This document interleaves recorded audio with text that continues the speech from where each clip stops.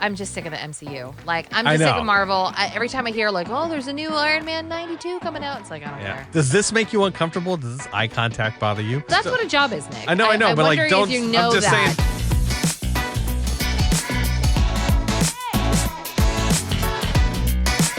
Hello and welcome to Nick and Kristen in the podcast. I have got serious Comic-Con FOMO, and I want to talk about it. Also, we're having a big moving day. I don't know when it's going to happen, but there's a big overhaul coming to the podcast and to like our rooms here in general. Mm-hmm. And third, I got a job, but not in radio. Yeah. And so that's been interesting to deal with. First, all my friends. So Comic-Con San Diego was this past weekend, which is like the big Comic-Con. And it used to be like something people look forward to. It was anticipated. It was all these things that were happening. Hall H is the place to be at Comic-Con in San Diego. And one of our friends actually got into Hall H and was posting pictures. I was like, oh my God. I was like, you got into Hall H? It's basically you don't get to go to Comic-Con. No, you have to stand. You camp outside of this big convention hall like multiple days ahead of time. Yeah. Because Hall H is where they do all of the big trailers for all the big movies, like all the Marvel movies. That's when they'll have all the celebrity panels. So like anytime you see Robert Downey Jr. like coming out and putting on his Iron Man helmet, it's happening at Hall H. Yeah. And you basically can't leave. Once you're in, you stay there all day. Yeah, because you don't want to leave. Right. And it's like panel after panel after great stuff. Yeah, but the line takes all day. Oh, I know. So have you seen anything from Comic-Con this year? No, I haven't really. I saw on Facebook like you guys were at Comic-Con like 20,000 years ago and memories pop up. We gone one time and that's kind of all you really need to do. Yeah, it was fine. It was big. It was epic. It was cool. It was Superman's 75th anniversary. So I was like, well, we're going. And so it's even more so now than it was then. Yeah. Like it's very commercial. Yeah. A lot of the big corporations have come in and it's hardly any comics at Comic-Con. Yeah, it's all like pop culture stuff now, Yeah. which actually kind of ruined it because like anything we wanted to see, you had to camp out for days in advance Yeah. for. And so we were just like, like we just wandered the hall, but we're not like Nick's not that into comics. So Yeah. it's like we just kind of wandered around and was like, took in the atmosphere. It was a cool experience, but It was I super don't cool. want to go back. No, I did all the Superman exclusive panels. Yeah. Those were cool. And so I got to see Henry Cavill was there. This is how long ago it was when he was like Superman. And so it's cool. Like it's neat. As a comic nerd, and it's just a nerd in general for pop culture. I'd love to go if the tickets were free and it wasn't packed all the time. So somebody we know is going and they went and they were in Hall H? They went and they were Hall H. She was right. posting pictures from Hall H. And I was like, wait a second. You're in Hall H? She's like, yep. I was like, oh my God. That's amazing. So what's come out? Yeah, so far they've announced Ghost Rider is coming official to MCU. I heard something about Ryan that. Gosling is going to be Ghost Rider. So they haven't said which version of he'll be, but I'm assuming he'll be like Johnny Blaze. Okay, that's why the memes all of a sudden are like making a lot more sense. Okay. Yeah. Robert Downey Jr. appeared. They announced a new Black Panther. So Black Panther 3 is coming out, and they have a person that's going to do who's going to be T'Challa again. Really? Yeah, I think. I don't know. I don't know how I feel about that. It might be his son. I'm not really sure. They might, because remember they teased that he had a kid. No, because I never saw the second one. Okay. Well, maybe he didn't have a kid.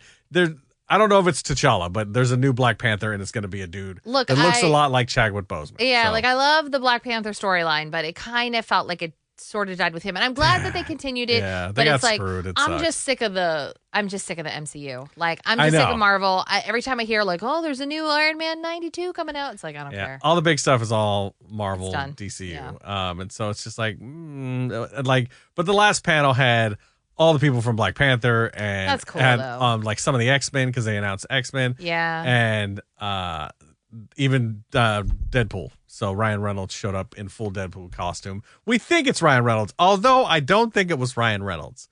It sounded like him, but it sounded like someone sounding like him. Yeah, I'm good. So, I don't need a Ryan Reynolds ever in my life ever again. I don't need another Deadpool. I don't care. I already know he's going to be in the Doom one. He's not. He's supposedly not in it, but that's what this whole thing was about. He was like, "Hey, any more room to be in it? Any more room for me?" kind of thing. Because I heard he had beef with Robert Downey Jr. on the set. Oh, really? Oh, interesting. Because Robert Downey shouted him out as he walked away. He's like, "Shout out to Ryan Reynolds." But I don't know if it was. I don't think it's him. I don't think it was Ryan Reynolds. He's kind of like dead weight in the industry now. It's just all kind of, all sad. Although the Doomsday trailer looks good. I haven't even watched it. I don't even care. I'm so far behind. I don't know what's going on. I've got to watch I know. So all the X-Men are going to be in it from like the original X-Men movies, like X1, X2 kind of thing. I love the X-Men, and I'm tired, guys. I am tired. It's a lot. Yeah. I am so sick of. I'm like, which version of the X-Men? Like, I'm just tired. I know. Yeah, it's. Please just make like a Rainbow Bright movie. Something like that hasn't been made before. Like, I don't know, like a live action Rainbow Bright. Like, I don't know. Just give me something else. Yeah, it's well, because they give you other stuff and nobody goes to see those things. And so they're like, well, we'll just stick to the ones doing that are. Yes, but it's a Christopher Nolan movie. So it's original script. Yeah, I don't know if it is doing well. I do want to see it. But I don't think everyone's kind of mad at him for not adopting the screenplay or like the script. But you've never read the book. No. So I've never read the Odyssey. I read it kind of once, maybe. I don't even remember. I was at school and so I don't really pay attention. I don't know. Was it Icarus or something? I don't know. I don't know. He's sure he's in there somewhere. So yeah, the next thing to talk about is a move in the studio. But first, Trash Pandas, thank you for sponsoring the podcast, the Clark County Trash Pandas basketball team coming to Vancouver and the Clark County area. They're going to have cheap tickets to go see a good basketball team take on another good basketball. So it's like a good basketball game. And you can get season tickets starting in October. Come support the Trash Pandas. Get your shirt, get your hat. I know I guess you can't get them online yet, but go to ClarkCountyTrashPandas.com. Eventually. Exactly. And then go follow them on Facebook and Instagram. They're a good dude, or they're a good dude, and he's the one that bought Brandon's a good guy. Brandon, he's the one that's the owner of the team. And then the coach is cool, and like all the people they've been hiring are really cool, and so it's gonna be a fun first season. We're gonna bring home the Lily first season. Please. Damn right. So we're moving the studio. So what you see now is a radio station studio, kind of. It used to be. Yeah. We built it to be a radio station at home. So we have our house here in Vancouver. It's a 4-bedroom house. We are obviously 3 people. 2 of us share one room. So Nick adopted one room and put all of his lightsabers in there. And that's also where we had like the spare bedroom. And this room became the studio. So when we worked at the Wolf, like we gutted this whole place. We put up soundproofing, which is what you can see behind us. There's also this massive desk that's got like all of our stuff. Yeah. And we've got lighting. We've got all this stuff. And so, Nick, I'm really proud of you for making this decision because I know it probably wasn't easy to do. But you came to me about it and you said, I think it's time we like dismantle the big studio because what are we even doing it for? We can do this podcast basically anywhere in the house. Like, why are we like focused on dedicating an entire room to this podcast? And I said, I agree. And he said, and you could have an office because I actually work and do telehealth and stuff, and I don't like doing it in my bedroom. I don't like having to close my bathroom so they don't look and see my toilet in the background. So I'm proud of you for making that decision because I know it probably wasn't easy. Yeah, it was. I was sitting here and trying to figure out how to make the studio or how to make our podcast look better. Yeah. Because it was like someone said that we shouldn't be talking to the camera. Yeah. And we should be looking at each other. And I've noticed that. Yeah, like but you're right over here. there. Yeah. So but I've noticed that in all podcasts, you're basically just dropping in on the conversation. Yeah. So if you have an opinion about this, does this make you uncomfortable? Does this eye contact bother you? Do you just want to be a part of the conversation? Because we're technically having a conversation alone. And we've just been trained to talk to you and not you. Yeah, well, okay. So, like, there's 2 different philosophies, right? So, like, in the radio world, it's when we are talking on the radio, we're talking to you, person in the car. So we say, hey, you, like, we can't wait to see you out tonight. Like, we're talking to you. But podcast is very much like us. Yeah. You're just eavesdropping on this conversation. And so when we've been making this podcast, like we are using radio rules and really we should be doing podcast kind of rules. Yeah. And we thought, well, maybe this would translate. Maybe this would really like, people would be like, wow, isn't this a refreshing take on a podcast? Exactly. Turns out nobody likes that. No, everyone's really stuff. creeped out by the fact that we're looking at you while we're talking to you. Yeah. And nobody wants to be addressed as you. They just want to feel like they can pop their headphones in and have an interesting conversation. Yeah, like kind of like a TV show. Yeah. So like, people are doom scrolling while they're listening to this and they don't want to have eye contact. So I get it. So while thinking that, I was trying to figure out how we could rearrange this room to where we're sitting next to each other. We're having a conversation. And I was like, oh, well, if I get rid of this big desk, I can move that out and then we can kind of sit here and I put a camera there. And then it was like, what do I need this room for then? Yeah, we don't need a humongous room for that. And so all I really need is the desk with a computer on it. And I've got this spare desk. I looked at this and this has 2 screens on it and a computer desk. And I'm not using any of this. I know. Like it's none just of sitting this there. is getting used. Yeah. And so especially that damn award we just won.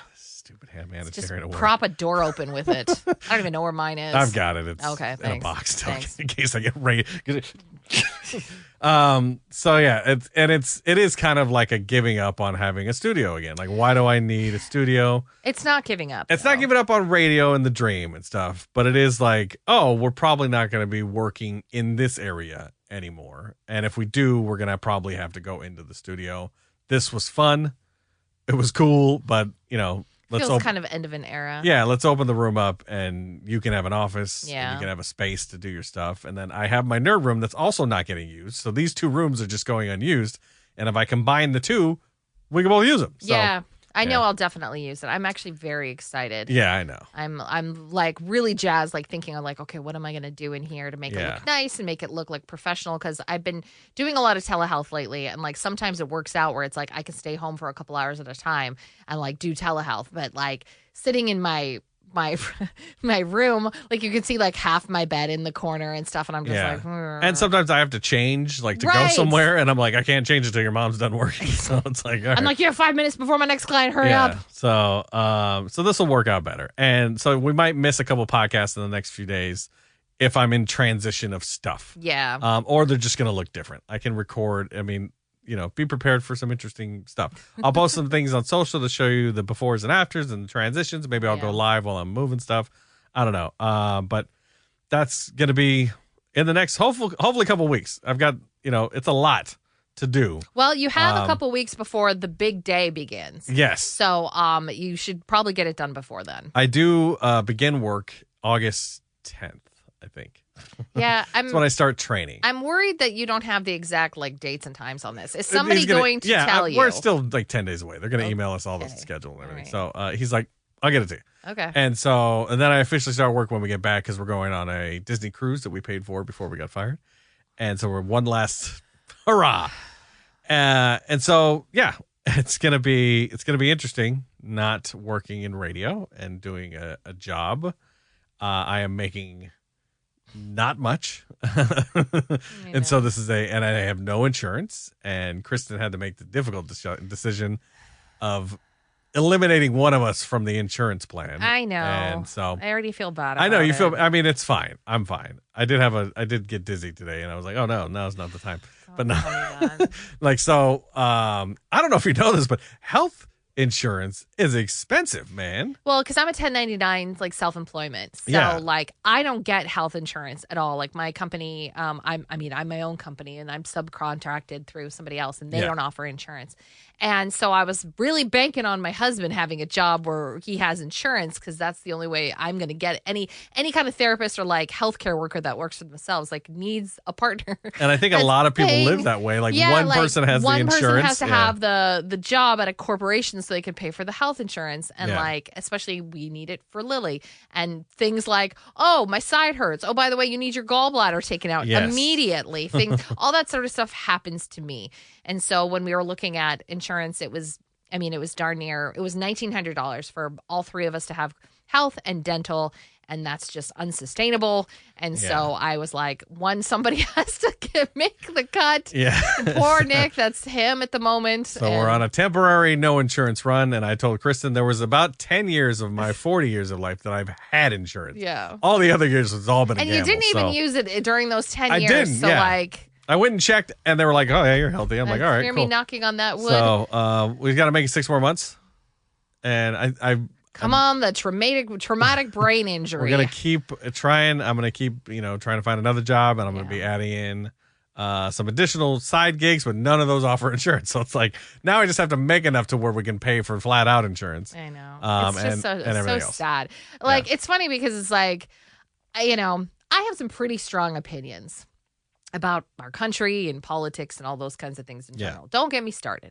But this whole experience has radicalized me even more. I'm just like, oh boy, like I didn't realize things were like this. Yeah. Because I've always had a company that kind of paid for things for me. And now I'm like, oh no, we're all in trouble. And even then, I didn't even think about, because it was always like, I don't know, just take the insurance out, whatever it is. Yeah.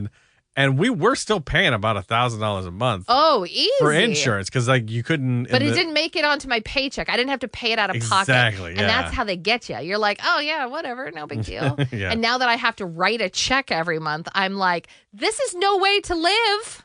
Yeah. Sweden's looking very good right now. I know their taxes are like 50%, but at this point, I'm just it's like, basically what I'm paying now. I feel So, yeah. I pay 30. Yeah. I know that's going to change. I'm in a very different tax bracket now.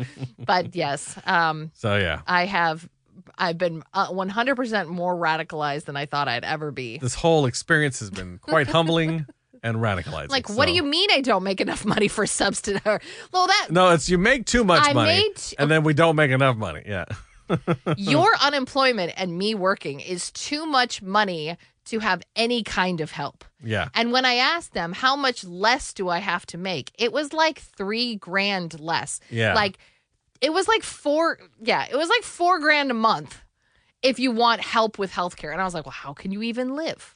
Yeah. How can you even live? $4,000, that's like mortgage and food and gas.